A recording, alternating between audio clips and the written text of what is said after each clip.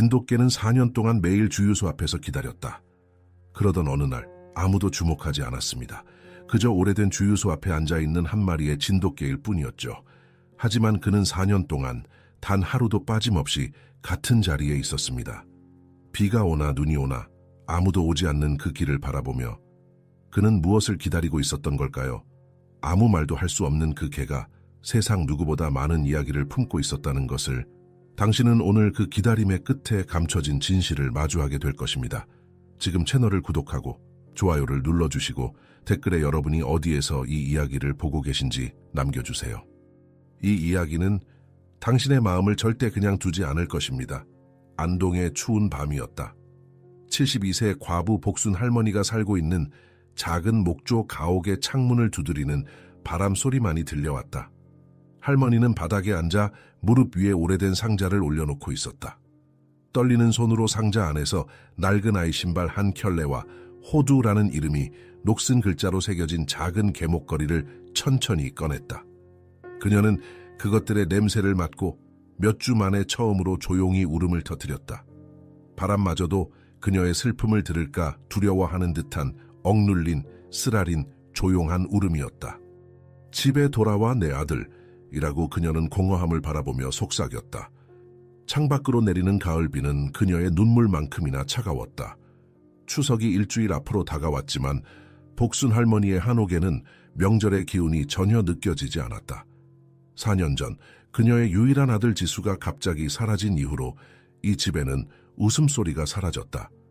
이제 그녀에게 남은 것은 오래된 기억과 끝나지 않는 기다림뿐이었다. 할머니는 떨리는 손으로 사진첩을 펼쳤다. 지수의 28번째 생일 파티 사진이었다. 그 옆에는 항상 그와 함께했던 하얀 진돗개 호두가 있었다.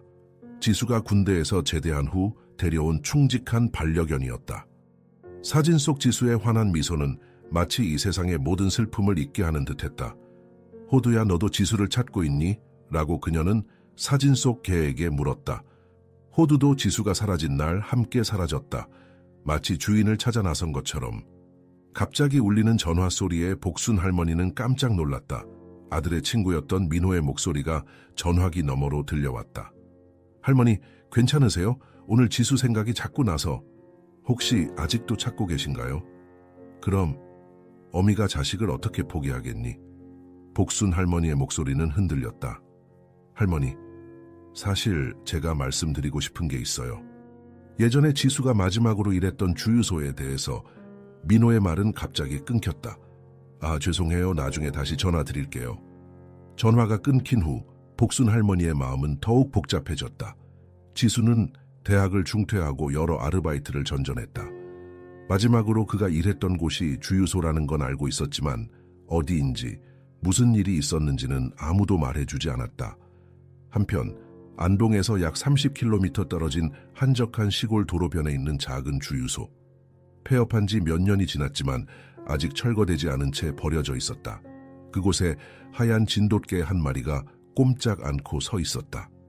비가 오나 눈이 오나 매일 같은 시간에 나타나 같은 자리에 앉아 도로를 바라보는 개였다. 새로 지은 편의점을 운영하는 젊은 부부는 이 이상한 광경을 매일 목격했다. 저 개는 도대체 뭘 기다리는 걸까요? 여자가 물었다. 모르겠어요.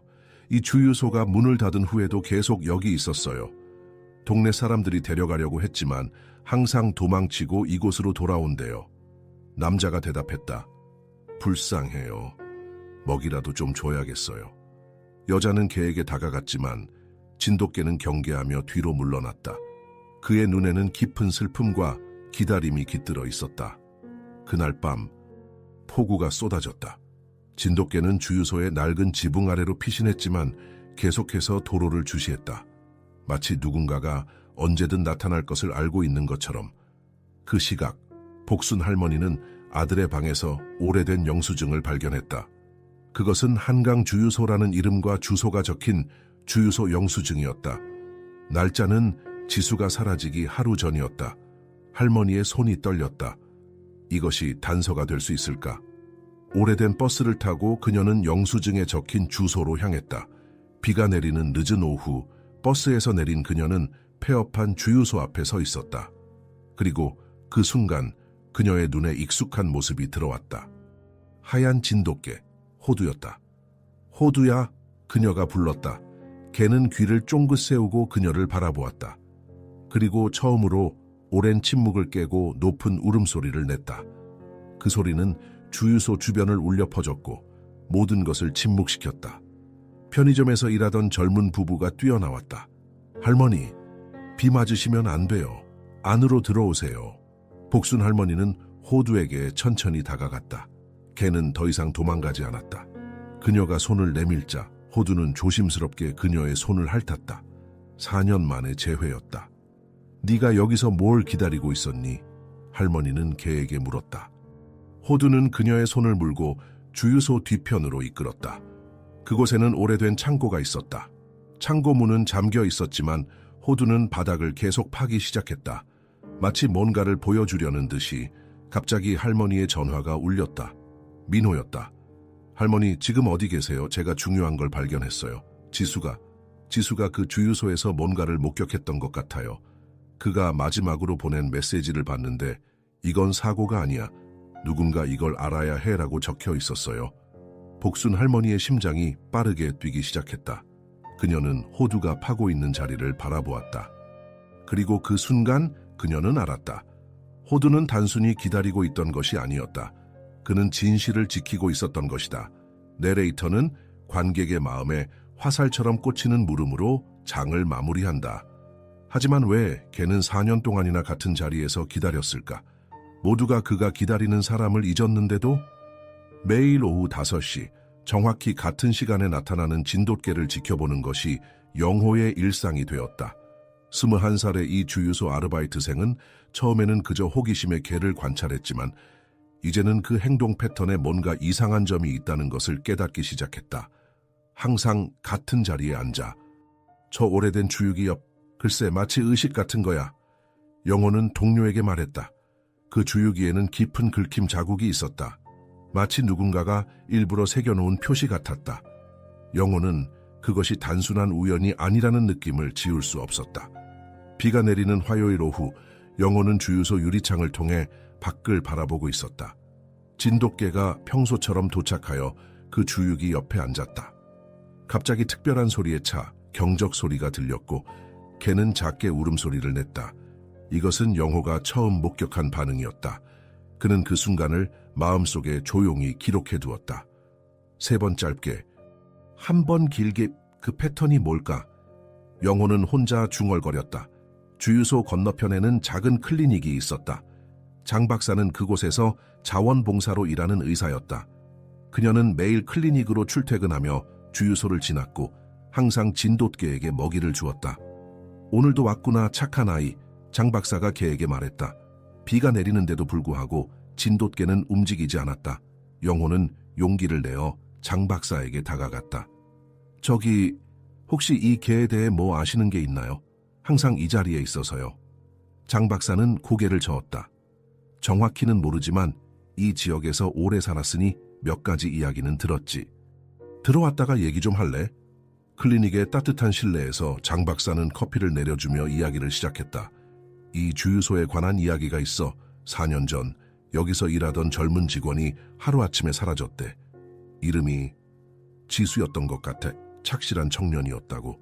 그가 사라진 날 주유소 뒤에 자전거와 모자만 남겨져 있었대. 영호의 눈이 커졌다.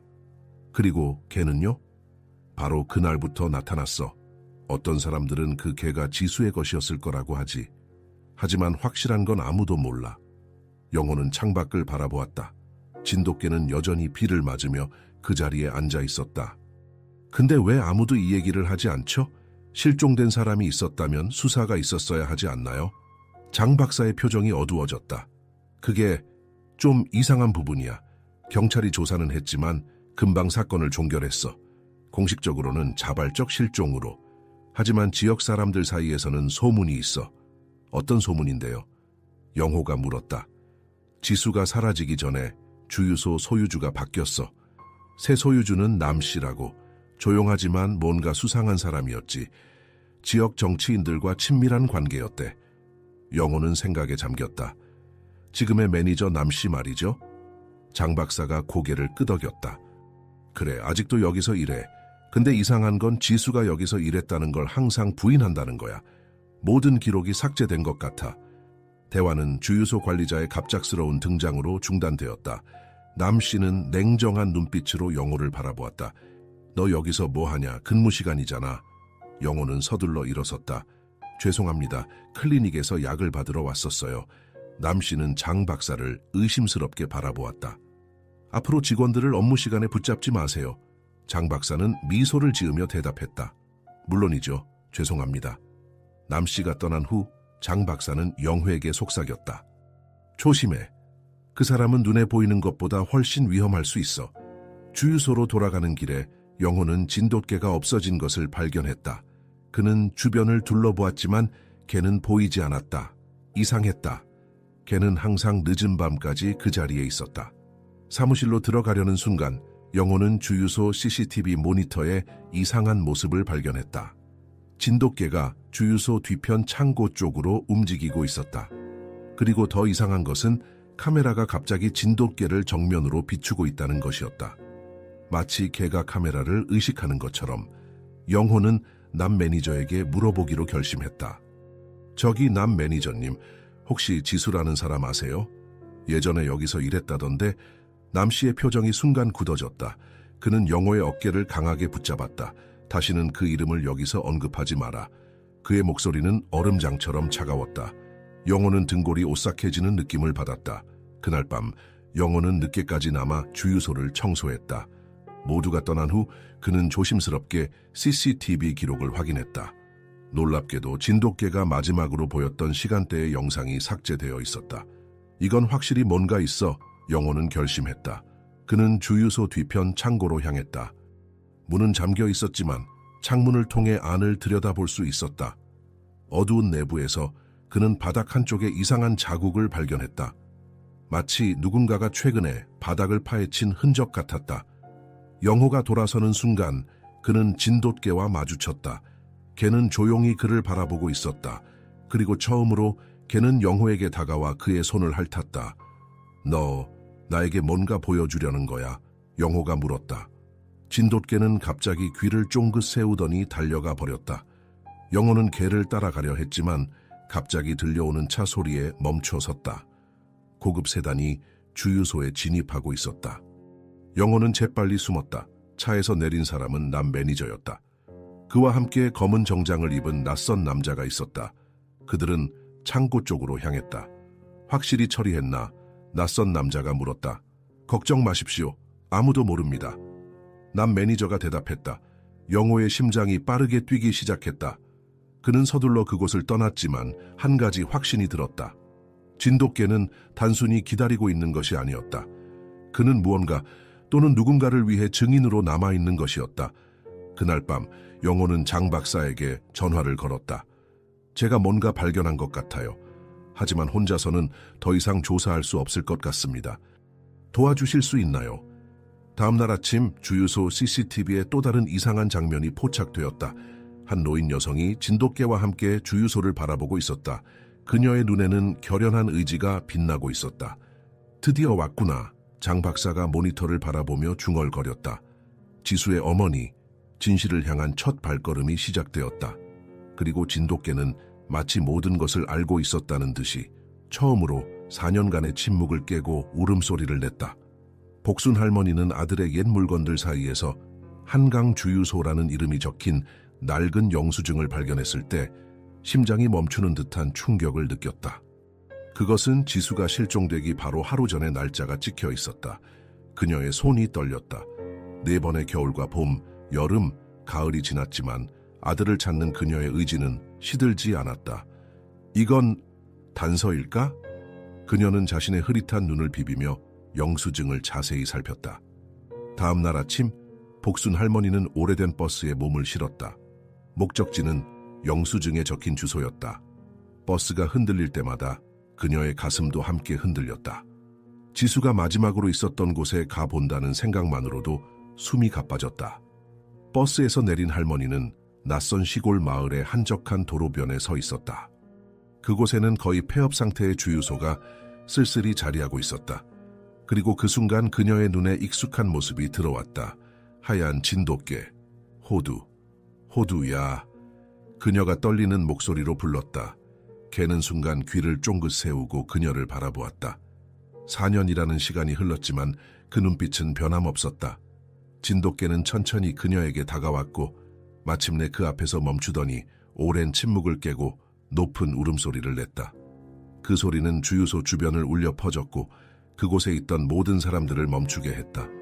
영호와 장 박사가 소리를 듣고 달려왔다. 할머니, 괜찮으세요?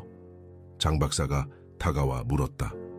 복순 할머니의 눈에서는 눈물이 멈추지 않았다. 이 아이가 우리 호두예요. 지수에게. 장 박사는 놀란 표정으로 영호를 바라보았다. 그럼 이 개의 이름이 호두였군요. 그리고 이 할머니가 지수 어머니이신 것 같아요. 영호가 작은 목소리로 말했다. 장 박사는 복순 할머니를 클리닉으로 안내했다. 그곳에서 그들은 대화를 나누기 시작했다. 지수는 제 아들이에요. 4년 전에 갑자기 사라졌어요. 경찰은 자발적 실종이라고 했지만 어미의 마음은 그렇지 않았어요. 지수는 집을 떠날 이유가 없었어요. 그 아이는 복순 할머니의 목소리가 흔들렸다. 장 박사는 그녀의 손을 잡아주었다. 할머니, 저희가 도울게요. 저희도 이 주유소에 뭔가 이상한 일이 있었다고 생각하고 있었어요. 지수가 여기서 일했나요? 장 박사와 영호는 서로를 바라보았다. 공식 기록은 없어요. 주유소 매니저인 남 씨는 지수가 여기서 일한 적이 없다고 주장하고 있어요. 영호가 설명했다.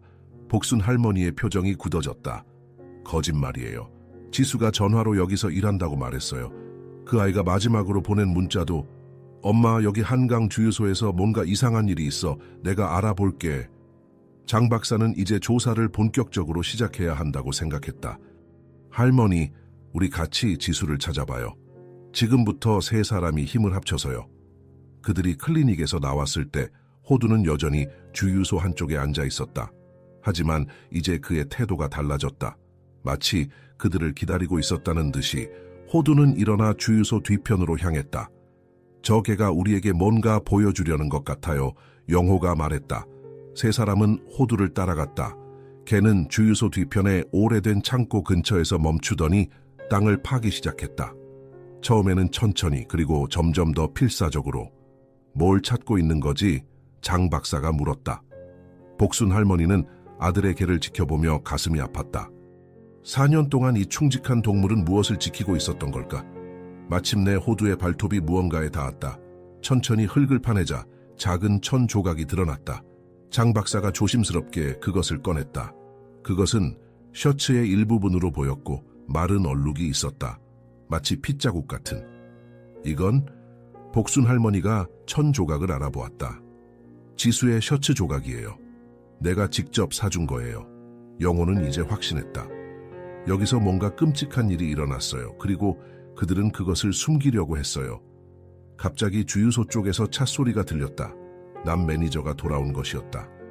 그들은 재빨리 천 조각을 숨기고 그곳을 떠났다. 우리 집에서 이야기해요. 장 박사가 제안했다. 장 박사의 작은 아파트에서 세 사람은 발견한 것들에 대해 논의했다. 복순 할머니는 지수의 마지막 문자 메시지들을 보여주었다. 그 중에는 이상한 내용이 있었다. 그들이 모든 걸 가리려고 해. 이건 단순한 사고가 아니야. 누군가 알아야 해. 어떤 사고를 말하는 걸까요? 영호가 물었다. 모르겠어요. 하지만 지수가 무언가를 목격한 것 같아요. 장 박사가 대답했다. 복순 할머니는 손에 든 천 조각을 바라보았다. 이걸 경찰에 가져가야 할까요? 장 박사는 머리를 저었다. 아직은 안 돼요. 이 지역 경찰은 남 씨와 가까워요. 더 결정적인 증거가 필요해요. 그날 밤 복순 할머니는 장 박사의 집에서 묵기로 했다. 잠들기 전 그녀는 창밖을 바라보았다. 호두는 아파트 아래에서 그녀를 바라보고 있었다. 내 아들을 찾게 도와줘, 호두야. 그녀는 속삭였다. 다음 날 아침 그들은 주유소 근처에서 오래 일했던 은퇴한 노인을 만났다. 술에 취해 있던 그는 처음에는 말하기를 꺼렸지만 결국 입을 열었다. 그날 밤에 끔찍한 일이 일어났어. 그리고 모든 게 바닥 밑으로 쓸려 내려갔지. 글자 그대로. 무슨 말씀이세요? 복순 할머니가 급하게 물었다. 노인은 주변을 살폈다. 더 이상 말할 수 없어. 그들이 날 지켜보고 있어.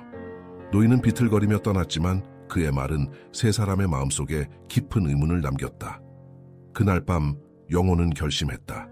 그는 남 매니저를 미행하기로 했다. 주유소가 문을 닫은 후 그는 조용히 남 매니저의 차를 따라갔다. 남 매니저는 도시 외곽의 고급 레스토랑에 도착했다. 그곳에서 그는 정장을 입은 몇몇 남자들과 만났다. 영호는 창문 너머로 그들을 지켜보았다. 그들이 나누는 대화는 들을 수 없었지만 영호는 충격적인 장면을 목격했다. 남 매니저가 봉투를 건네받았고 그 안에는 분명 현금이 들어있었다. 이것은 단순한 사업 미팅이 아니었다. 장 박사에게 돌아온 영호는 자신이 본 것을 이야기했다. 그들은 뭔가 불법적인 일을 하고 있어요. 그리고 지수가 그것을 발견한 것 같아요. 복순 할머니의 눈에서 분노의 불꽃이 일었다. 내 아들이 무슨 일을 당했는지 알아내야 해요. 장 박사는 생각에 잠겼다. 지수가 보냈다는 마지막 문자. 이건 사고가 아니야. 어떤 사고를 말하는 걸까요? 영호는 갑자기 생각이 떠올랐다. 4년 전 이 지역에서 큰 사고가 있었나요? 뭔가 뉴스에 나올 만한. 장 박사의 눈이 커졌다. 맞아요. 화학물질 유출 사고가 있었어요. 지역 하천이 오염되어 많은 주민들이 피해를 입었죠. 하지만 공식적으로는 자연재해로 처리되었어요. 그 사고가 일어난 곳이 어디였죠? 복순 할머니가 물었다. 한강 주변이었어요. 바로 그 주유소 근처였어요. 모든 것이 연결되기 시작했다. 지수는 아마도 그 사고가 실제로는 누군가의 고의적인 행동이었다는 것을 발견했을 것이다. 그리고 그것을 밝히려다가 우리 아들을 해친 거예요. 복순 할머니의 목소리가 떨렸다. 호두는 창밖에서 그들을 지켜보고 있었다. 그의 눈에는 인간만이 가질 수 있는 결의가 담겨 있었다. 진실을 향한 그들의 여정은 이제 막 시작되었다. 그날 밤 복순 할머니는 오랜만에 평온한 잠을 잤다. 그녀는 꿈에서 지수를 보았다. 그는 미소를 지으며 말했다. 엄마, 호두가 엄마를 찾았네요. 이제 곧 진실이 밝혀질 거예요. 아침 안개가 주유소 주변을 감싸고 있는 이른 시간, 장 박사와 복순 할머니, 그리고 영호는 세 명이 서로를 마주보며 앉아 있었다. 장 박사의 작은 부엌에서 커피 한 잔씩을 앞에 두고 그들은 다음 단계를 논의하고 있었다. 호두는 현관문 앞에 충직하게 앉아 마치 그들의 대화를 이해하는 듯 귀를 쫑긋 세우고 있었다. 주유소의 과거를 조사해 봐야 해요. 장 박사가 제안했다. 지수가 실종되기 전에 무슨 일이 있었는지 알아내는 것이 중요할 것 같아요. 영호는 노트북을 열고 지역 신문사 아카이브를 검색하기 시작했다. 여기 뭐가 있어요? 4년 전 지수 씨가 사라지기 약 3개월 전에 한강 주유소의 관리자가 바뀌었다고 나와 있어요. 새 관리자는 남정우, 지금의 남 매니저예요. 그 사람에 대해 뭐가 더 나와 있나요? 복순 할머니가 물었다. 그녀의 목소리에는 분노와 불안이 섞여 있었다. 영호는 계속 검색했다. 별로 없어요. 그냥 지역 사업가라고만 나와 있어요. 하지만 이상하게도 그 전에 이력이 거의 없어요. 마치 갑자기 나타난 사람 같아요. 장 박사는 생각에 잠겼다. 지역 사업가들과 연결되어 있다고 했죠? 어떤 사람들인지 알아볼 수 있을까요? 영호가 더 깊이 파고들자 그들은 놀라운 연결고리를 발견했다. 남정우는 지역의 유력한 건설회사 사장의 조카였고 그 건설회사는 환경규제 위반으로 여러 번 고발된 이력이 있었다. 이건 화학물질 유출 사고와 관련이 있을 수 있어요. 장 박사가 중얼거렸다. 그들은 주유소의 이전 직원들을 찾아보기로 결정했다. 하지만 대부분은 연락이 닿지 않거나 이야기하기를 거부했다. 마침내 그들은 한 노인을 찾아냈다. 김 씨라는 이 70대 남성은 주유소에서 오랫동안 일했지만 지금은 은퇴해 마을 외곽의 작은 집에서 홀로 살고 있었다. 그들이 방문했을 때 김 씨는 소주병을 앞에 두고 멍하니 앉아 있었다. 그는 초라하고 외로워 보였지만 그의 눈에는 아직 날카로움이 남아 있었다. 뭘 원하시나요? 그가 경계하며 물었다. 장 박사가 부드럽게 설명했다. 김 씨, 우리는 한강 주유소에서 4년 전에 있었던 일에 대해 알고 싶습니다. 지수라는 청년에 대해 기억하시나요? 김 씨의 표정이 순간 변했다. 그는 주변을 살폈고 목소리를 낮추었다. 그 이름은 입에 담지 마시오. 여기선 위험해. 복순 할머니가 앞으로 나섰다. 저는 지수의 어머니입니다.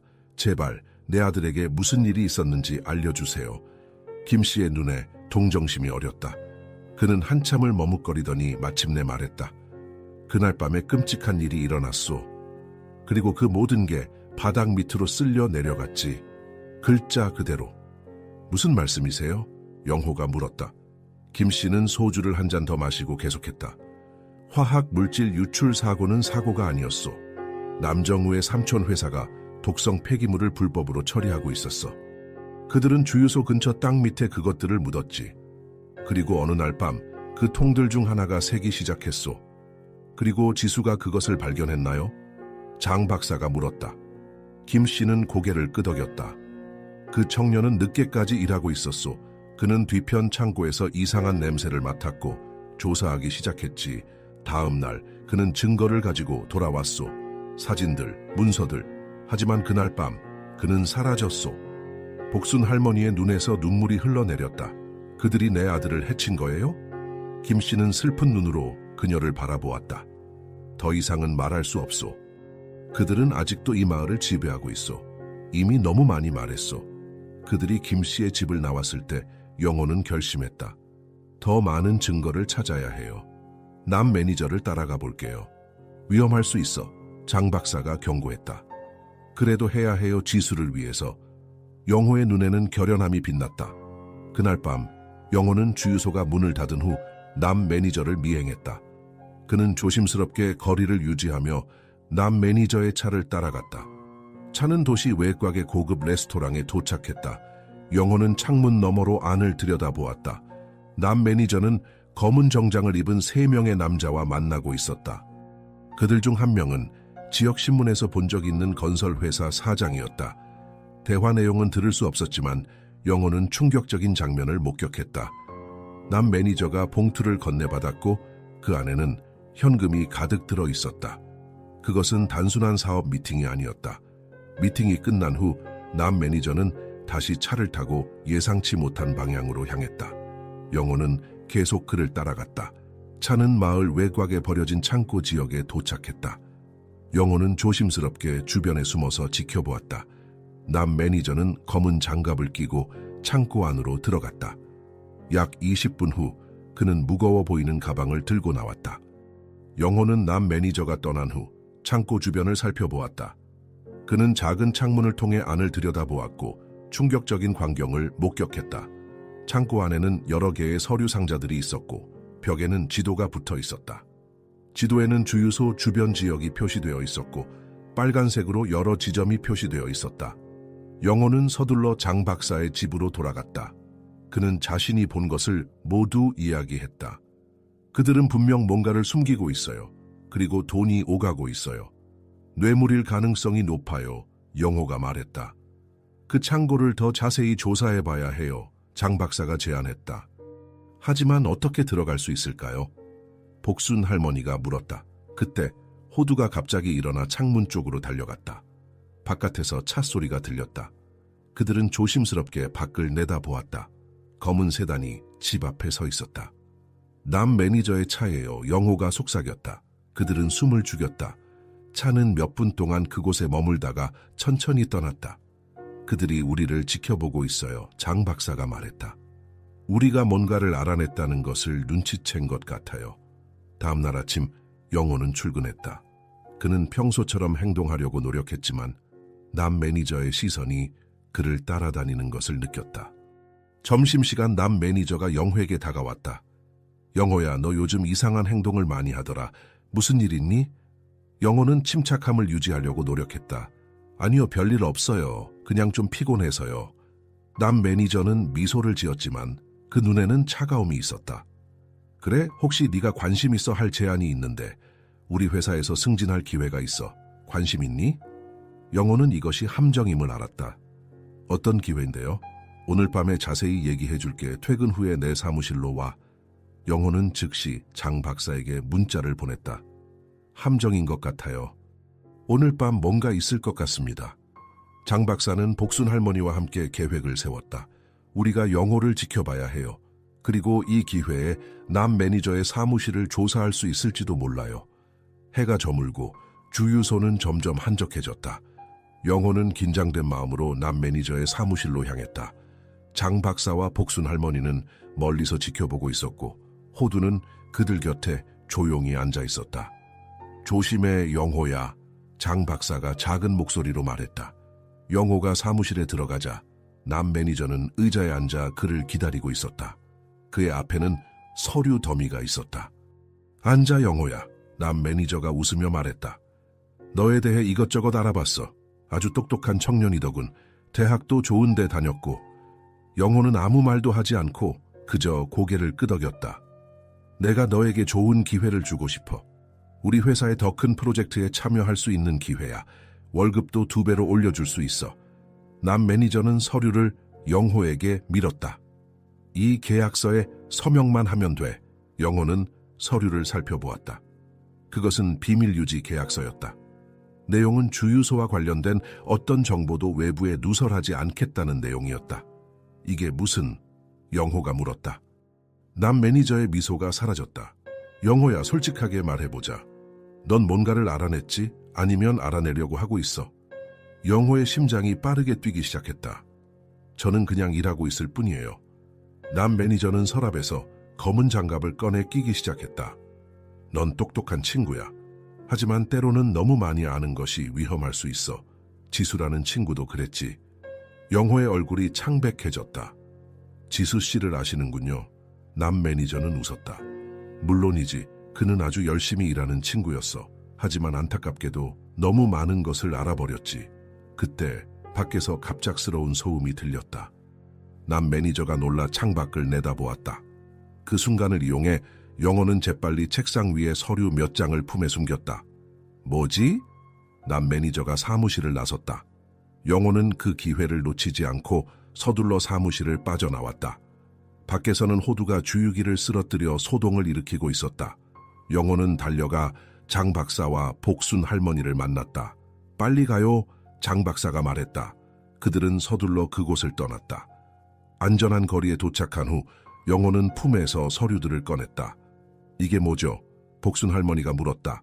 모르겠어요. 하지만 중요한 것 같아요. 영호가 대답했다. 그들은 서류를 펼쳐보았다. 그것은 주유소 주변 지역의 지도와 화학물질 폐기물 처리에 관한 문서들이었다. 그리고 가장 충격적인 것은 지수의 이름이 적힌 메모였다. 지수, 제거 완료.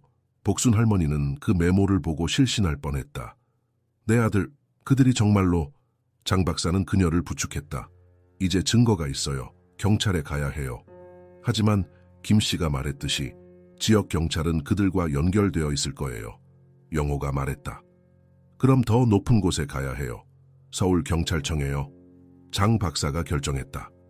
그들은 다음 날 아침 일찍 서울로 향하기로 했다. 하지만 그날 밤 영호는 이상한 느낌에 잠에서 깼다. 그는 창밖을 내다보았고 놀라운 광경을 목격했다. 호두가 밖에서 그를 바라보고 있었다. 그리고 그 뒤로 검은 장갑을 낀 남자의 실루엣이 서 있었다. 영호의 가슴이 철렁 내려앉았다. 그들은 이미 여기까지 왔다. 어둠 속에서 영호의 심장은 미친 듯이 뛰고 있었다. 창밖에 검은 장갑을 낀 남자의 실루엣은 이제 그림자 속으로 사라졌지만 호두는 여전히 그곳에 서서 무언가를 말하려는 듯 영호를 응시하고 있었다. 영호는 서둘러 장 박사와 복순 할머니를 깨웠다. 그들이 우리를 찾아냈어요. 영호가 숨을 가쁘게 내쉬며 말했다. 지금 당장 여기를 떠나야 해요. 장 박사는 재빨리 응급 가방을 챙겼고 복순 할머니는 떨리는 손으로 지수의 사진을 가슴에 품었다. 그들은 뒷문으로 빠져나와 장 박사의 오래된 채 올라탔다. 어디로 가야 할까요? 장 박사가 물었다. 일단 안전한 곳으로요. 서울로 가는 게 좋을 것 같아요. 영호가 대답했다. 차가 출발하는 순간 호두가 갑자기 나타나 그들 앞에 서서 짖기 시작했다. 그는 차를 막아서고 있었다. 저 개가 무슨 말을 하려는 걸까요? 복순 할머니가 물었다. 따라가 보자. 장 박사가 결정을 내렸다. 그들은 천천히 차를 몰아 호두의 뒤를 따랐다. 개는 그들을 주유소 방향이 아닌 반대편으로 이끌었다. 약 10분 후 그들은 작은 숲 근처에 도착했다. 호두는 숲속 좁은 길로 그들을 인도했다. 달빛이 거의 없는 어두운 밤이었지만 호두의 하얀 털은 마치 안내등처럼 빛나고 있었다. 마침내 그들은 작은 오두막에 도착했다. 그곳은 오래되고 버려진 사냥꾼의 오두막 같았다. 여기가 어디죠? 영호가 물었다. 호두는 오두막 문 앞에서 멈추더니 발로 문을 긁기 시작했다. 영호가 조심스럽게 문을 열자 먼지와 거미줄로 가득한 작은 방이 나타났다. 호두는 망설임 없이 안으로 들어가 방 한쪽 구석을 파기 시작했다. 뭘 찾고 있는 거지? 장 박사가 손전등을 비추며 물었다. 얼마 지나지 않아 호두의 발톱이 무언가 단단한 것에 닿았다. 영호가 도와 흙을 파내자 금속 상자가 드러났다. 녹슬고 흙으로 뒤덮인 작은 상자였다. 이게 뭐죠? 복순 할머니가 떨리는 목소리로 물었다. 영호는 조심스럽게 상자를 열었다. 안에는 지갑 하나, 깨진 휴대폰, 그리고 이상한 병원 팔찌가 들어있었다.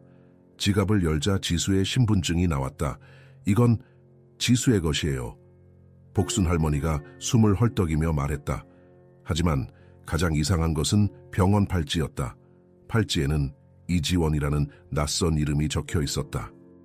이지원, 누구죠? 영호가 물었다. 장 박사는 팔찌를 자세히 살펴보았다. 안동대학병원의 환자 팔찌네요. 날짜는 5년 전이에요. 이지원이 누구인지, 그리고 왜 지수가 이 팔찌를 가지고 있었는지 알아봐야 해요. 장 박사가 말했다. 그들은 이 중요한 증거를 가지고 서둘러 오두막을 떠났다. 숲을 빠져나오는 동안 영호는 자신들이 감시받고 있다는 느낌을 지울 수 없었다. 하지만 호두는 차분하게 그들을 안내했고 그들은 안전하게 차로 돌아올 수 있었다. 이제 어디로 가야 할까요? 복순 할머니가 물었다. 병원으로 가야 해요. 장 박사가 대답했다. 이지원이 누구인지 알아내야 해요. 안동대학병원에 도착한 것은 새벽녘이었다. 장 박사는 의사로서의 신분을 이용해 병원 기록실에 접근할 수 있었다. 그녀는 영호와 복순 할머니에게 로비에서 기다리라고 부탁했다. 약 1시간 후 장 박사가 충격받은 표정으로 돌아왔다. 믿기 어려운 일을 발견했어요. 그녀는 조용한 구석으로 그들을 이끌었다. 이지원은 5년 전에 이 병원에 입원한 20대 청년이었어요. 심한 구타로 인한 부상 때문이었죠. 그가 병원에 도착했을 때 그는 거의 의식이 없었고 신원 확인이 불가능했어요. 그래서요? 영호가 물었다. 이지원은 병원에서 3주 동안 혼수 상태였어요. 그가 깨어났을 때 그는 기억 상실을 겪고 있었고 그리고 그가 퇴원한 날짜가 지수가 주유소에서 일하기 시작한 바로 그 날이에요. 복순 할머니의 눈이 커졌다. 그게 무슨 뜻이죠? 장 박사는 깊게 숨을 들이마셨다. 제 생각에 지수와 이지원이 같은 사람일 수도 있어요. 같은 사람이라고요? 영호가 놀라서 물었다. 아니면 지수가 이지원의 신원을 사용했거나요. 어떤 이유에서든. 복순 할머니는 혼란스러워 보였다. 그럴 리가 없어요. 지수는 제 아들이에요. 저는 그를 알아볼 수 있어요. 또 다른 가능성은 장 박사가 조심스럽게 말을 이었다. 지수가 이지원의 실제 정체를 알아냈고 그것 때문에 위험에 처했을 수도 있어요. 그들은 병원 식당에 앉아 이 복잡한 수수께끼를 풀려고 노력했다. 호두는 밖에서 충실하게 기다리고 있었다. 이지원에 대해 더 알아낸 게 있나요? 영호가 물었다. 장 박사는 고개를 저었다. 많지 않아요. 그는 치료비를 현금으로 지불했고 퇴원 후 연락처도 남기지 않았어요. 마치 유령 같았죠. 잠깐만요. 영호가 갑자기 말했다. 지수의 휴대폰이 상자 안에 있었잖아요. 비록 깨져 있긴 하지만 데이터를 복구할 수 있을지도 몰라요. 좋은 생각이에요. 장 박사가 동의했다. 그들은 곧바로 지역의 전자기기 수리점을 찾았다. 가게 주인은 처음에는 데이터 복구가 어려울 수 있다고 말했지만 복순 할머니의 절박한 표정을 보고 최선을 다하겠다고 약속했다. 몇 시간 정도 걸릴 거예요. 가게 주인이 말했다. 그 시간 동안 그들은 잠시 휴식을 취하기로 했다. 작은 찻집에 앉아 그들은 지금까지 발견한 것들에 대해 논의했다. 우리가 알고 있는 건 뭐죠? 영호가 물었다. 장 박사가 정리했다. 지수는 4년 전 한강 주유소에서 사라졌어요. 그 주유소는 화학물질 유출 사고와 관련이 있었고 남 매니저와 그의 친척들이 불법 폐기물 처리에 관여했을 가능성이 있어요. 지수는 아마도 그것을 발견했고 그래서 그들이 그를 제거했다고 기록되어 있어요. 그리고 이지원이라는 사람이 있어요. 5년 전에 심하게 구타당했고 지수가 일하기 시작한 시점에 병원을 떠났어요. 영호가 덧붙였다. 복순 할머니는 창밖을 바라보며 중얼거렸다. 내 아들에게 무슨 일이 일어났는지 알아야 해요. 몇 시간 후 그들은 전자기기 수리점으로 돌아갔다. 가게 주인은 성공적으로 데이터의 일부를 복구했다고 말했다. 사진 몇 장과 문자 메시지 일부를 복구했어요. 그가 설명했다. 그들은 복구된 데이터를 살펴보기 시작했다. 대부분은 평범한 일상 사진들이었지만 한 폴더에서 그들은 충격적인 사진들을 발견했다. 주유소 뒤편에서 찍은 사진들로 여러 통의 화학물질통이 땅에 묻히는 모습이 담겨 있었다. 그리고 또 다른 사진에는 남 매니저와 그의 삼촌으로 보이는 사람이 대화하는 모습이 있었다. 문자 메시지에서는 더 중요한 단서를 발견했다. 지수가 민호라는 친구에게 보낸 마지막 메시지였다. 진실을 알아냈어. 이건 단순한 환경 오염이 아니야. 이지원은 이것 때문에 죽을 뻔했고 나도 위험할 수 있어. 내일 모든 증거를 가지고 서울로 갈 거야. 엄마한테는 아무 말도 하지 마. 그리고 마지막 문자가 있었다. 발신자 미상의 번호에서 온 것이었다. 모든 걸 알고 있다. 만나자. 주유소 뒤 창고 오늘 밤 11시. 그 문자는 지수가 사라진 날 밤에 온 것이었다. 함정이었어.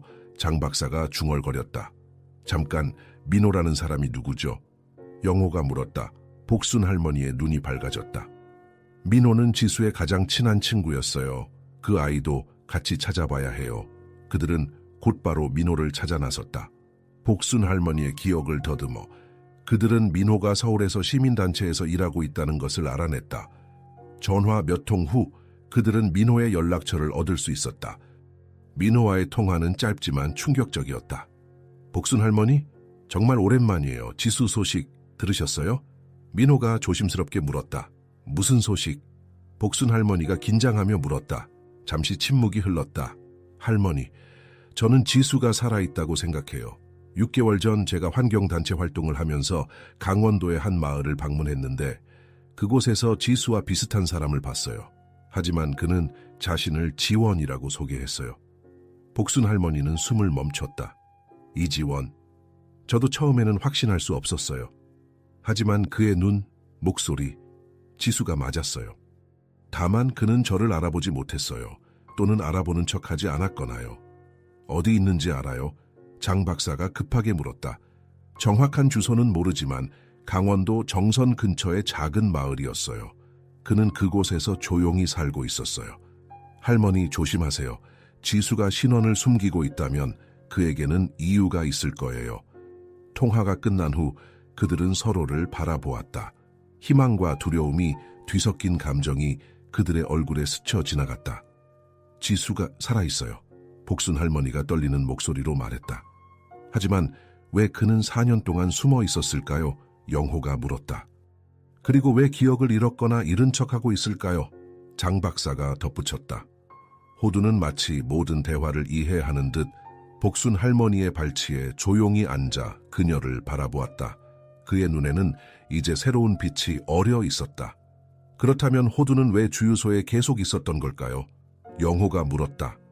만약 지수가 살아있다면 호두는 왜 4년 동안 같은 장소에서 기다렸을까요? 장 박사의 눈이 갑자기 커졌다. 호두는 주유소에서 무언가를 지키고 있었어요. 증거를요. 그게 뭔데요?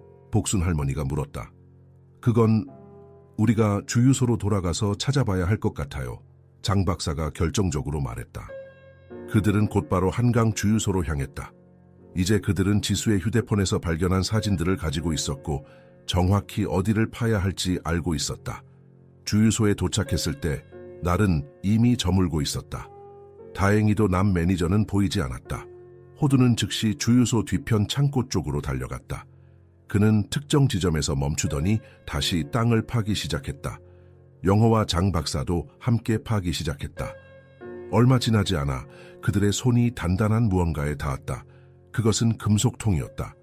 조심스럽게 통을 꺼내자 그 안에는 방수 처리된 문서 봉투가 들어있었다. 봉투 안에는 여러 장의 문서와 USB 드라이브가 있었다. 문서들을 살펴보니 그것은 화학물질 폐기물 불법 처리에 관한 상세한 기록이었다. 회사 이름, 날짜, 금액까지 모두 기록되어 있었다. 그리고 가장 충격적인 것은 그 불법 폐기물 때문에 지역 주민 여러 명이 심각한 건강 문제를 겪었다는 증거였다. 이게 지수가 발견한 거예요. 장 박사가 말했다. 이 때문에 그들이 그를 없애려고 했던 거예요. 하지만 지수는 살아있어요. 복순 할머니가 희망에 찬 목소리로 말했다. 그래요. 그리고 이제 우리는 그를 찾을 수 있어요. 영호가 대답했다.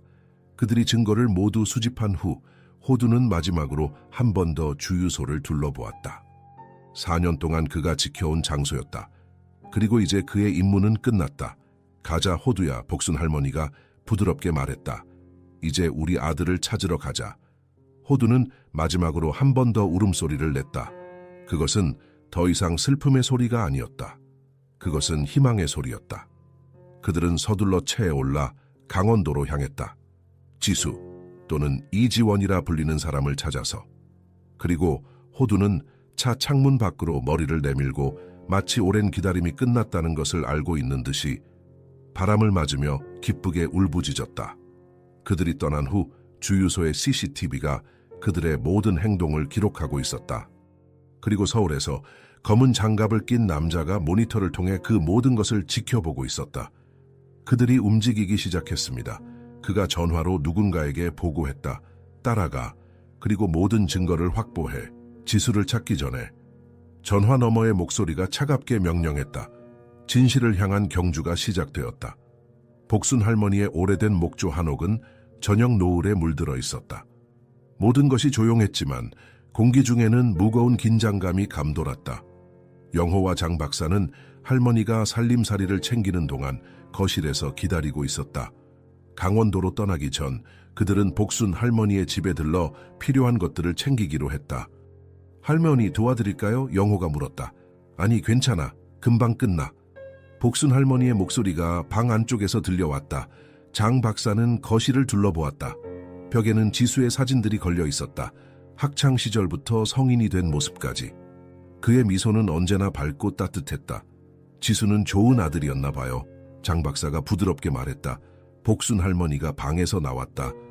그 애는 내 전부였어. 남편이 일찍 떠난 후 우리는 서로밖에 없었거든. 할머니의 손에는 작은 상자가 들려 있었다. 그녀는 그것을 조심스럽게 탁자 위에 올려놓았다. 이게 뭐예요? 영호가 물었다. 지수의 소중한 물건들이야. 그 애가 사라진 후에도 난 이것들을 잘 보관했어. 복순 할머니는 상자를 열었다. 안에는 지수의 일기장, 편지들, 그리고 오래된 사진 앨범이 있었다. 그녀는 앨범을 꺼내 펼쳤다. 이건 지수가 어렸을 때 사진이에요. 사진 속에는 어린 지수와 그의 부모님이 함께 찍힌 모습이 있었다. 행복해 보이는 가족이었다. 그런데 여기 이상한 게 있어요.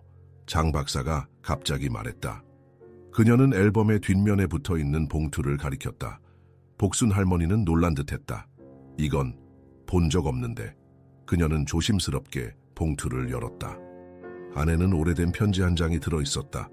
편지는 누렇게 변색되어 있었고 먼지가 쌓여 있었다. 이 편지는 복순 할머니의 손이 떨렸다. 장 박사가 부드럽게 물었다. 읽어볼까요? 복순 할머니는 천천히 고개를 끄덕였다. 장 박사는 편지를 조심스럽게 펼쳤다. 친애하는 지수에게 네가 이 편지를 읽을 때는 이미 성인이 되었을 거야. 나는 내게 진실을 말해야 할 의무가 있어. 넌 우리의 친자식이 아니야. 우리는 너를 입양했어. 네가 태어난 지 얼마 되지 않았을 때 한 젊은 여성이 너를 우리에게 맡겼어. 그녀는 너를 키울 수 없는 상황이었지만 너를 너무 사랑했어. 그녀의 이름은 김미영이야. 그녀는 한강 주유소에서 일했었어. 언젠가 네가 그녀를 찾고 싶다면 그곳이 시작점이 될 수 있을 거야. 항상 너를 사랑하는 아버지로부터. 방 안은 침묵에 휩싸였다. 복순 할머니의 눈에서 눈물이 흘러내렸다. 지수는 입양하였어요. 영호가 놀라서 물었다. 복순 할머니는 천천히 고개를 끄덕였다. 남편이 내게 말하지 않았어. 그는 10년 전에 돌아가셨어. 내가 불임이었기 때문에 우리는 아이를 가질 수 없었어. 그래서 남편이 하지만 그는 내게 지수가 입양됐다고 말하지 않았어. 그럼 지수는 자신이 입양됐다는 사실을 알게 된 거군요. 장 박사가 말했다. 그리고 그는 한강 주유소에 일자리를 구했어요. 일하기 위해서가 아니라 그의 친어머니를 찾기 위해서. 그리고 그곳에서 무언가를 발견했어요. 영호가 덧붙였다. 아마도 그의 어머니와 관련된 복순 할머니의 표정이 변했다. 이제 그녀의 눈에는 결단력이 빛나고 있었다. 지수가 어디 있든 내 아들이야. 내가 그를 찾을 거야. 그들은 서둘러 짐을 챙기고 채에 올랐다. 호두는 이미 차 안에서 기다리고 있었다. 그의 눈에는 이상한 빛이 어려 있었다. 마치 그도 모든 것을 이해하고 있는 것 같았다. 강원도로 가는 길은 길고 험했다. 구불구불한 산길을 따라 올라가면서 그들은 지수와 그의 어머니, 그리고 주유소에서 일어난 일들에 대해 이야기를 나눴다. 김미영이라는 이름의 여성을 조사해봐야 해요. 장 박사가 말했다. 그녀가 주유소에서 일했다면 기록이 남아있을 거예요. 하지만 그녀도 사라졌다고 하지 않았나요? 영호가 물었다. 그래요. 하지만 사람은 완전히 사라지지 않아요. 흔적을 남기게 되어 있어요. 밤이 깊어갈수록 그들의 대화는 더욱 심각해졌다. 복순 할머니는 창밖을 바라보며 깊은 생각에 잠겼다. 지수는 알고 있었을 거예요. 그녀가 마침내 입을 열었다. 그 아이는 자신이 입양됐다는 사실을 알고 있었어. 하지만 나에게 말하지 않았어. 아마도 나를 상처 주고 싶지 않아서였을 거야. 장 박사는 복순 할머니의 손을 잡아주었다. 그는 할머니를 사랑했어요. 그래서 보호하고 싶었던 거예요. 하지만 내가 보호했어야 했는데 복순 할머니의 목소리가 흔들렸다. 새벽녘 그들은 마침내 민호가 말한 마을에 도착했다. 강원도의 작은 산골 마을은 아직 깊은 잠에 빠져 있었다. 그들은 마을 입구의 작은 찻집에서 잠시 휴식을 취하기로 했다. 어떻게 지수를 찾을 수 있을까요? 영호가 물었다. 마을 사람들에게 물어보는 수밖에 없을 것 같아요. 장 박사가 대답했다. 찻집 주인은 친절한 중년 여성이었다. 그녀는 그들에게 따뜻한 차를 대접했다. 여행객들이세요? 그녀가 물었다. 네, 친구를 찾고 있어요. 장 박사가 대답했다. 이지원이라는 이름의 젊은 남자를 아시나요? 찻집 주인의 표정이 밝아졌다. 아, 지원 씨요? 물론 알죠. 그는 마을 외곽의 작은 오두막에 살고 있어요. 그는 마을 학교에서 아이들을 가르치고 있어요. 복순 할머니의 심장이 빠르게 뛰기 시작했다. 그를 만날 수 있을까요? 물론이죠. 학교는 여기서 멀지 않아요. 10분만 걸으면 돼요. 그들은 서둘러 학교로 향했다. 아침 수업이 막 시작되려는 참이었다. 작은 목조 건물 앞에 도착했을 때 호두가 갑자기 흥분하기 시작했다. 그는 짖으며 앞으로 달려갔다. 호두, 기다려. 복순 할머니가 외쳤지만 호두는 이미 학교 문을 향해 달려가고 있었다. 바로 그때 한 남자가 학교 문에서 나타났다. 그는 30대 초반으로 보였고 단정한 옷차림에 안경을 쓰고 있었다. 그는 달려오는 개를 보고 멈춰 섰다. 호두는 그 앞에서 멈춰 서더니 기쁨에 찬 울음소리를 냈다. 남자는 놀란 표정으로 호두를 바라보았다. 그의 얼굴에 혼란스러운 표정이 스쳐 지나갔다. 호두, 그가 불확실하게 말했다. 복순 할머니는 그 말을 듣자마자 달려갔다. 지수야. 남자는 그녀를 바라보았다. 그의 눈에 혼란과 충격이 어렸다. 저, 누구신가요? 지수야, 나야. 엄마. 복순 할머니의 목소리가 떨렸다. 남자는 한 걸음 물러섰다. 죄송합니다만 저는 이지원입니다. 지수라는 사람을 모릅니다. 장 박사와 영호도 다가왔다. 장 박사는 조심스럽게 말했다. 지원 씨, 우리는 당신에게 이야기할 것이 있어요. 중요한 이야기요. 이지원은 혼란스러워 보였지만 그들을 학교 뒤편의 작은 사무실로 안내했다. 그곳에서 그들은 지금까지 발견한 모든 것에 대해 이야기했다. 한강 주유소, 화학 물질 유출, 그리고 4년 전의 실종 사건. 이지원은 조용히 들었다. 그의 표정은 읽기 어려웠다. 지원 씨, 혹시 4년 전의 일을 기억하시나요? 장 박사가 물었다. 이지원은 머리를 저었다. 저는 기억이 없어요.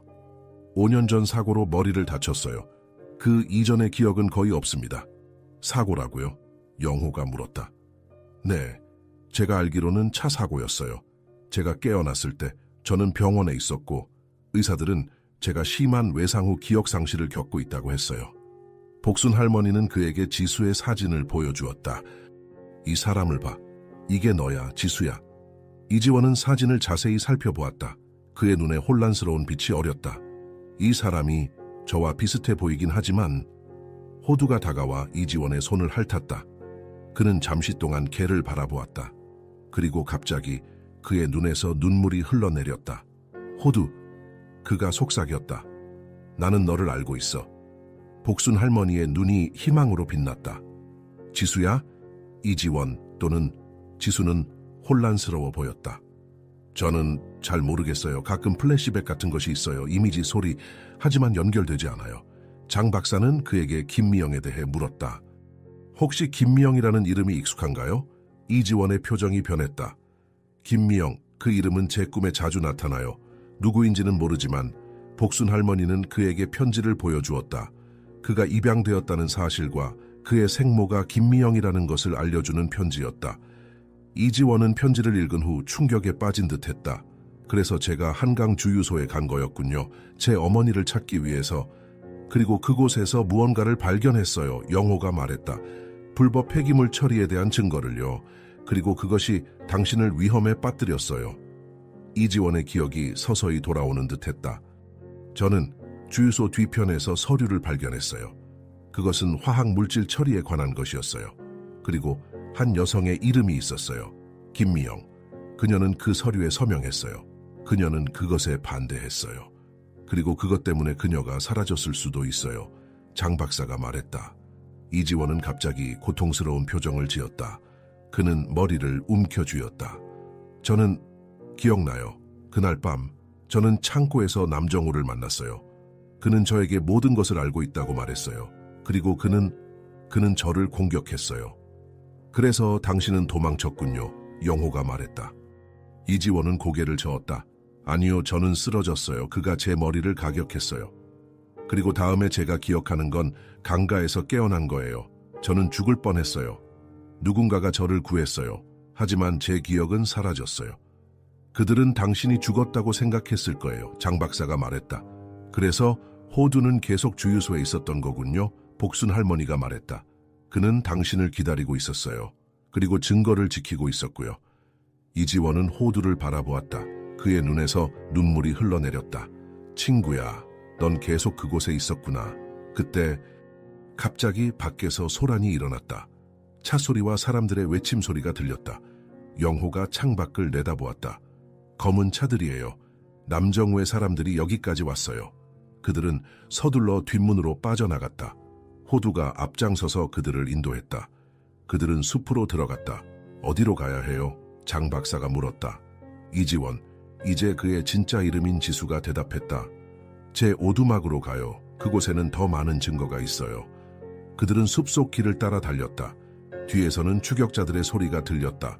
마침내 그들은 작은 오두막에 도착했다. 지수는 서둘러 안으로 들어가 마루 밑에서 상자를 꺼냈다. 이게 제가 그동안 모아온 모든 것이에요. 그가 말했다.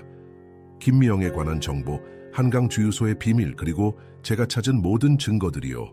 복순 할머니는 아들을 꼭 껴안았다. 지수야, 이제 집에 가자. 지수는 잠시 망설였다. 하지만 저는 이제 이지원이에요. 제 과거를 완전히 기억하지 못해요. 괜찮아. 우리가 함께 찾아갈 거야. 중요한 건 네가 살아있다는 거야. 그들은 상자를 가지고 오두막을 나섰다. 하지만 그들을 기다리고 있던 것은 검은 정장을 입은 남자들이었다. 그리고 그들 앞에는 남정우가 서 있었다. 지수 또는 이지원이라고 해야 할까? 남정우가 냉소적으로 말했다. 넌 정말 끈질기구나. 내가 너를 죽인 줄 알았는데. 지수는 자신의 가족을 보호하듯 앞에 섰다. 이제 끝이에요, 남정우 씨. 우리는 모든 증거를 가지고 있어요. 남정우는 웃었다. 그래? 그럼 그걸 내게 넘겨. 그러면 너희를 살려줄지도 모르지. 그때 갑자기 호두가 으르렁거리며 남정우 쪽으로 달려갔다. 혼란 속에서 영호는 휴대폰으로 모든 것을 녹화하고 있었다. 이미 늦었어요, 영호가 외쳤다. 모든 것이 실시간으로 인터넷에 올라가고 있어요. 당신이 우리에게 무슨 짓을 하든 이미 세상은 진실을 알게 될 거예요. 남정우의 얼굴이 창백해졌다. 바로 그때 멀리서 경찰 사이렌 소리가 들렸다. 민호가 그들을 위해 도움을 요청한 것이었다. 이제 끝이에요, 장 박사가 말했다. 남정우는 잠시 망설이더니 검은 차를 향해 달려갔다. 하지만 이미 너무 늦었다. 경찰차들이 그들을 에워싸고 있었다. 마침내 진실이 밝혀지는 순간이 왔다. 지수는 복순 할머니와 호두를 바라보았다. 그의 눈에는 안도와 평화가 어려 있었다. 집에 가자 엄마. 호두는 기쁨에 찬 울음소리를 냈다. 4년 동안의 기다림이 마침내 끝났다. 안동경찰서는 일찍이 본 적 없는 소란으로 가득 찼다. 검은 정장을 입은 남정우가 수갑을 찬 채 취조실로 끌려 들어가는 모습이 지역 주민들의 휴대폰 카메라에 담겼다. 지방 뉴스팀들이 경찰서 앞에 모여들었고 유력 기업가 환경 범죄 혐의로 체포라는 속보가 전국을 타고 퍼져나갔다. 영호, 장 박사, 복순 할머니, 그리고 지수, 이제는 모두가 그를 그의 본래 이름으로 부르기 시작했다. 는 경찰서 한쪽에 마련된 조용한 방에 앉아 있었다. 지난 며칠간의 사건들을 진술하는 데만 6시간이 걸렸다. 호두는 경찰서 밖에서 충실하게 기다리고 있었다. 남정우가 자백했습니다. 강 형사가 방으로 들어오며 말했다. 그는 화학물질 불법 폐기, 증거인멸, 그리고 살인 미수 혐의를 모두 인정했습니다. 복순 할머니는 안도의 한숨을 내쉬었다. 드디어 정의가 실현되는군요. 김미영에 대해서는 어떤가요? 지수가 물었다. 그의 목소리에는 여전히 불안감이 묻어 있었다. 강 형사의 표정이 어두워졌다. 그녀의 시신을 주유소 근처에서 발견했습니다. 법의학 검사 결과 5년 전에 사망한 것으로 추정됩니다. 독성 물질에 노출된 흔적이 있었습니다. 지수의 얼굴이 창백해졌다. 그는 자신의 생모를 찾기 위해 주유소에 갔지만 이미 그녀는 그곳에 없었다. 그녀는 이미 진실을 위해 목숨을 바쳤던 것이다. 그녀는 불법 폐기물 처리에 반대했던 거군요. 장 박사가 중얼거렸다. 맞습니다. 김미영 씨는 주유소 회계사로 일하면서 불법 거래 내역을 발견했고 이를 고발하려고 했습니다. 그 과정에서 그녀는 살해됐고 그 후 남정우와 그의 공범들이 주유소를 인수했습니다. 지수는 침묵 속에 잠겼다. 그는 자신이 찾던 어머니가 이미 세상을 떠났다는 사실을 받아들이기 힘들어했다. 복순 할머니는 조용히 그의 손을 잡아주었다. 그녀는 용감한 사람이었어요, 지수야. 할머니가 부드럽게 말했다. 그리고 넌 그녀의 아들이야. 그녀의 정신은 네 안에 살아있어. 경찰서를 나오는 길에 기자들이 그들을 둘러쌌다. 카메라 플래시가 연이어 터졌고 질문들이 쏟아졌다. 지수는 고개를 숙인 채 말없이 걸었다. 복순 할머니가 그를 보호하듯 팔을 감싸 안았다. 저희는 나중에 공식 성명을 발표할 것입니다. 장 박사가 기자들에게 말했다. 지금은 가족에게 시간을 주세요. 그들이 경찰서 주차장에 도착했을 때 호두가 달려와 지수의 발치에 앉았다. 지수는 무릎을 꿇고 호두의 머리를 부드럽게 쓰다듬었다. 고마워, 친구야. 그가 속삭였다. 네가 나를 찾아냈구나. 이제 어디로 가실 건가요? 영호가 물었다. 복순 할머니와 지수는 서로를 바라보았다. 집에 가야겠지, 할머니가 말했다. 우리 함께. 다음 날 아침 한강 주유소는 평소와 다른 분위기에 휩싸여 있었다. 경찰 차량들이 주변을 에워싸고 과학수사팀이 현장을 조사하고 있었다. 노란 테이프가 주유소 전체를 둘러싸고 있었다. 영호는 장 박사와 함께 그곳을 멀리서 지켜보고 있었다. 생각해보세요, 영호가 말했다. 이 모든 일이 한 마리 개 때문에 밝혀졌어요. 장 박사는 미소를 지었다. 호두는 단순한 개가 아니었어. 그는 충성심과 사랑의 상징이었지. 그때 그들은 자동차 한 대가 주유소 앞에 멈추는 것을 보았다. 차에서 내린 것은 지수와 복순 할머니였다. 호두도 함께였다. 여기서 뭐 하세요? 영호가 다가가 물었다. 지수는 진지한 표정으로 대답했다. 작별 인사를 하러 왔어요. 이곳과의 작별. 그들은 함께 주유소 근처 언덕에 올랐다. 그곳에서는 전체 주유소가 한눈에 내려다 보였다. 지수는 오랫동안 그곳을 바라보았다. 저는 기억이 완전히 돌아오지 않았어요. 그가 마침내 입을 열었다. 하지만 이제 알아요. 제가 누구인지, 무엇을 위해 싸웠는지, 그리고 앞으로 어떻게 살아야 할지. 복순 할머니는 눈물을 닦으며 말했다. 네 생모는 정의를 위해 싸웠어. 그리고 너도 그랬지. 지수는 고개를 끄덕였다. 이제 그녀의 이름을 기리고 싶어요. 환경 보호를 위한 재단을 설립하려고 해요. 김미영 재단이라고 부를 거예요. 영호와 장 박사는 감동받은 표정으로 그를 바라보았다. 좋은 생각이에요. 장 박사가 말했다. 당신의 어머니는 자랑스러워 할 거예요. 그때 호두가 갑자기 몸을 떨더니 주유소 쪽으로 달려가기 시작했다. 호두야, 지수가 불렀지만 걔는 계속 달렸다. 호두는 멈추지 않고 주유소 안으로 들어갔다. 그는 언제나 그랬듯이 그 익숙한 주육이 옆에 앉았다. 하지만 이번에는 그의 자세가 달랐다. 그는 지친 듯 천천히 누웠다. 마치 오랜 임무를 마친 병사처럼. 지수는 빠르게 그에게 달려갔다. 그의 뒤로 나머지 사람들도 따라왔다. 지수가 호두에게 도착했을 때 그는 걔가 평화롭게 누워있는 것을 발견했다. 호두의 눈은 반쯤 감겨 있었고 그의 호흡은 느리고 얕았다. 호두야, 지수가 속삭였다. 괜찮아. 호두는 희미하게 꼬리를 흔들었다. 그의 눈에는 이상한 평화로움이 깃들어 있었다. 그는 너무 오래 기다렸어. 장 박사가 부드럽게 말했다. 4년은 걔에게 매우 긴 시간이야. 그리고 그는 이미 나이가 많았을 거야. 지수의 눈에 눈물이 고였다. 호두야, 넌 이제 쉬어도 돼. 내 임무는 끝났어. 호두는 마지막으로 한 번 더 지수의 손을 핥았다. 그리고 그의 눈이 천천히 감겼다. 그의 숨소리가 점점 약해지더니 마침내 멈췄다. 지수는 오랫동안 호두를 안고 있었다. 그의 어깨가 흔들렸다. 복순 할머니, 영호, 장 박사도 모두 눈물을 흘렸다. 한 마리 개의 충성심과 사랑이 그들 모두의 마음을 울렸다. 다음 날 그들은 주유소 근처 작은 언덕에 호두를 묻었다. 지수는 그곳에 작은 비석을 세웠다. 비석에는 이렇게 새겨져 있었다. 이곳에 한 마리 개가 기다렸다. 먹이를 위해서가 아니라 진실을 위해서. 며칠 후 지역 주민들의 요청으로 한강 주유소 자리에 작은 공원이 조성되기로 결정되었다. 그 공원의 이름은 호두공원으로 명명되었다. 공원 중앙에는 작은 동상이 세워질 예정이었다. 하얀 진돗개의 동상. 영호는 주유소에서의 일을 그만두고 대신 환경단체에서 일하기 시작했다. 그는 자신의 경험을 바탕으로 불법 폐기물 처리의 위험성에 대해 강연하며 다녔다. 장 박사는 주변 지역 주민들의 건강검진을 무료로 제공하는 프로그램을 시작했다. 화학물질 노출로 인한 건강 문제를 조기에 발견하고 치료하기 위한 노력이었다. 그리고 지수와 복순 할머니는 새로운 삶을 시작했다. 지수는 자신의 기억이 완전히 돌아오지 않았지만 그것이 더 이상 그를 괴롭히지 않았다.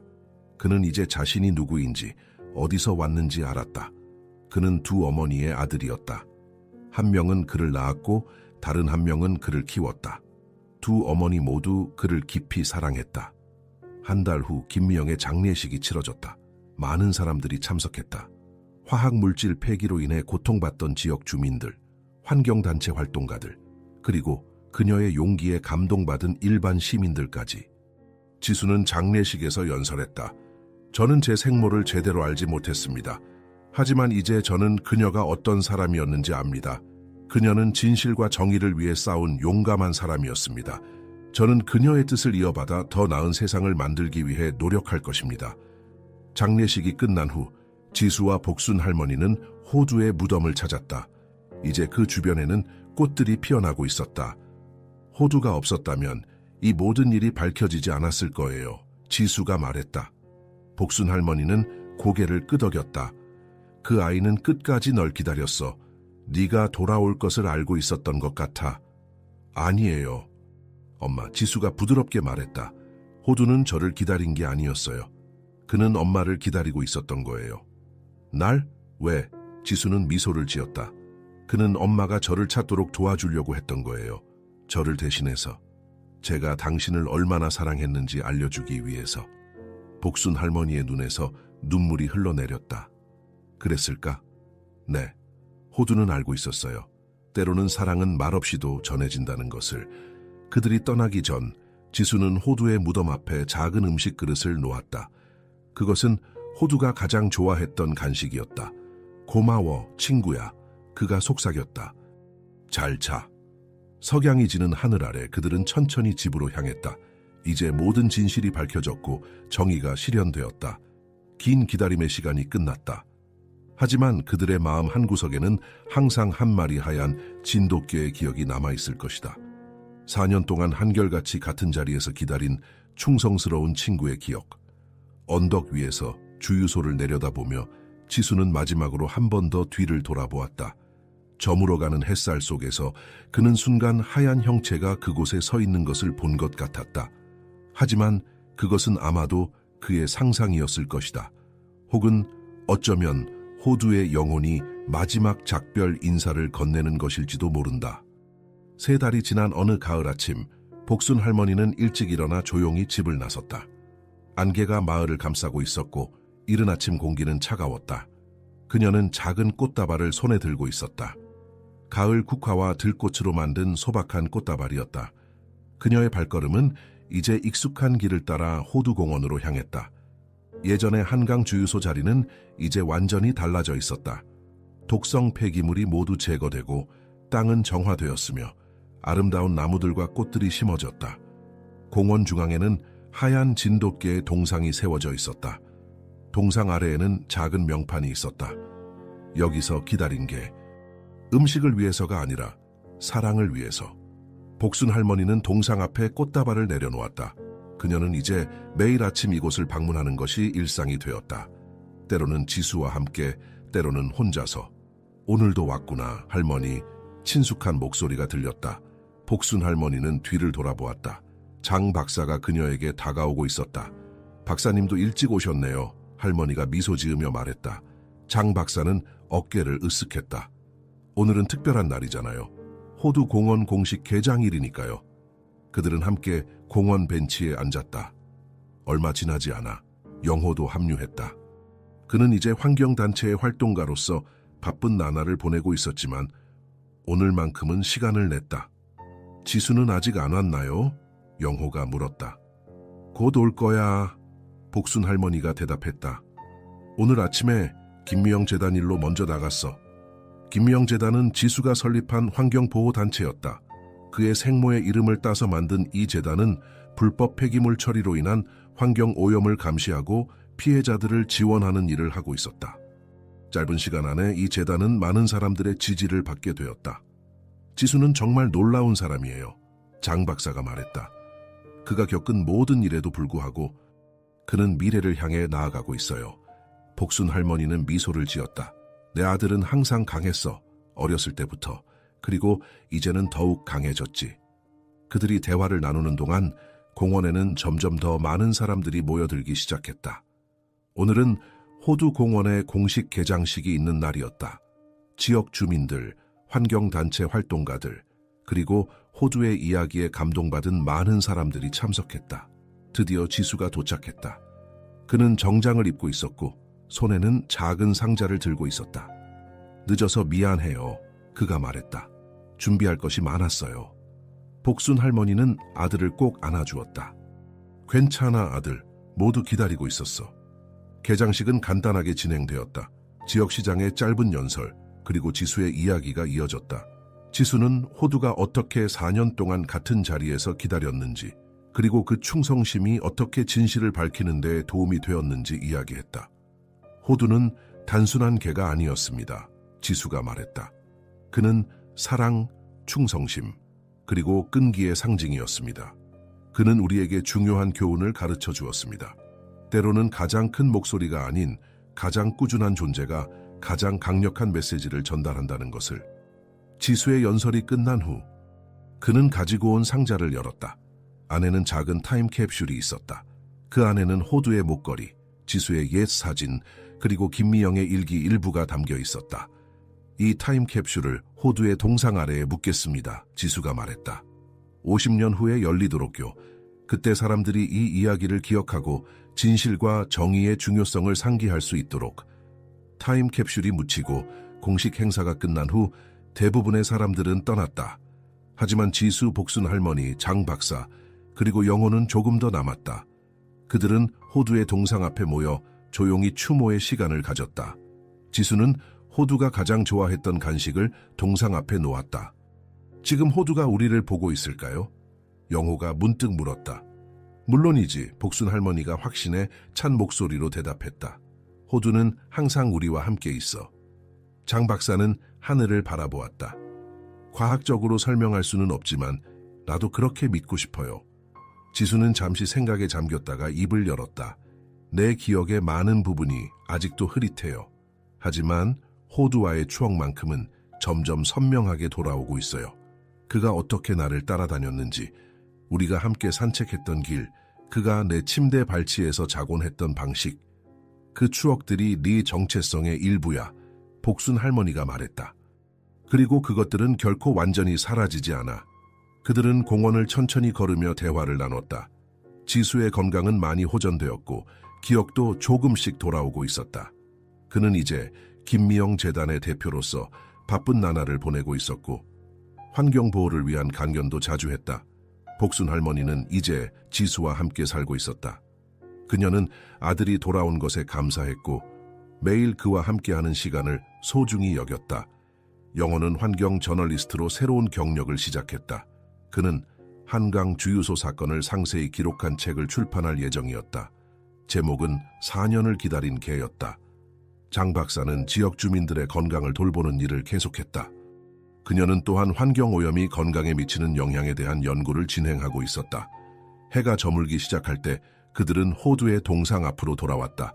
석양의 빛이 하얀 동상을 황금빛으로 물들이고 있었다. 이제 가야 할 것 같아요, 영호가 말했다. 내일 또 뵙겠습니다. 장 박사도 같이 떠나기로 했다. 내일 진료가 일찍 시작되어 복순 할머니, 지수 잘 지내세요. 그들이 떠난 후 지수와 복순 할머니는 조금 더 남았다. 공원은 이제 조용했고 저녁 바람만이 나무십 사이로 속삭이고 있었다. 엄마! 지수가 마침내 입을 열었다. 제가 항상 하고 싶었던 말이 있어요. 뭐니? 아들? 감사합니다. 저를 찾아주셔서, 저를 포기하지 않으셔서. 복순 할머니의 눈에 눈물이 고였다. 그건 당연한 거야, 지수야. 어미가 자식을 어떻게 포기하겠니? 그런데 왜 호두는 저를 직접 찾아오지 않았을까요? 그는 분명 제가 살아있다는 것을 알고 있었을 텐데. 복순 할머니는 잠시 생각에 잠겼다. 아마도 그는 증거를 지켜야 했기 때문일 거야. 그리고 어쩌면 그는 내가 널 찾을 수 있도록 기다리고 있었던 것 같아. 지수는 고개를 끄덕였다. 호두는 알고 있었던 것 같아요. 모든 것이 제자리를 찾을 때까지 기다려야 한다는 것을. 그래, 복순 할머니가 미소를 지었다. 개들은 때로 우리보다 더 현명해. 그들은 침묵 속에서도 많은 것을 말할 수 있지. 그들은 마지막으로 한 번 더 호두의 동상을 바라보았다. 석양 속에서 하얀 진돗개의 모습은 거의 살아있는 것처럼 보였다. 안녕 호두야, 지수가 속삭였다. 고마워. 그들이 공원을 떠날 때 복순 할머니는 문득 뒤를 돌아보았다. 순간 그녀는 동상 옆에서 하얀 형체가 움직이는 것을 본 것 같았다. 하지만 그것은 아마도 저녁 바람에 흔들리는 나무잎의 그림자였을 것이다. 혹은 어쩌면 호두의 영혼이 아직도 그곳을 지키고 있는 것일지도 모른다. 영원한 충성심으로 복순 할머니는 조용히 미소를 지었다. 그녀는 이제 이해했다. 호두의 진정한 선물은 단순히 지수를 찾아준 것이 아니었다. 그것은 사랑의 본질에 대한 깊은 교훈이었다. 어떤 이들은 소리내어 기다리지, 어떤 이들은 울며 기다리지. 하지만 가장 깊은 사랑은 침묵 속에서 기다리는 법이야. 개의 눈으로, 그리고 결코 포기하지 않는 마음으로. 집으로 향하는 길에 지수는 어머니의 손을 꼭 잡았다.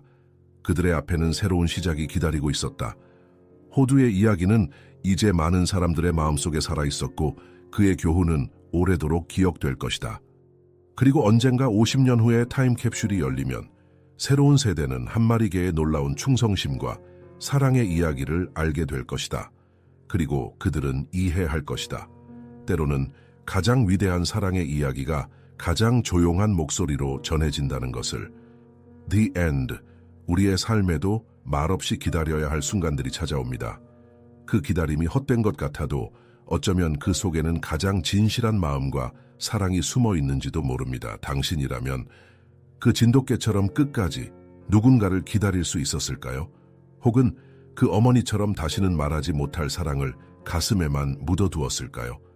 어쩌면 우리가 놓치고 지나치는 것들 속에 가장 소중한 진실이 숨어 있을지도 모릅니다. 지금 당신의 곁에 있는 사람들, 그리고 말없이 당신을 바라보는 존재들에게 조금 더 따뜻한 시선을 건네보세요. 기다림은 때로는 가장 깊은 사랑의 표현이니까요. 이 이야기가 마음에 와닿았다면 좋아요, 구독, 그리고 공유 부탁드립니다. 여러분의 따뜻한 응원이 더 많은 사람들에게 이 감동을 전할 수 있게 합니다. 감사합니다.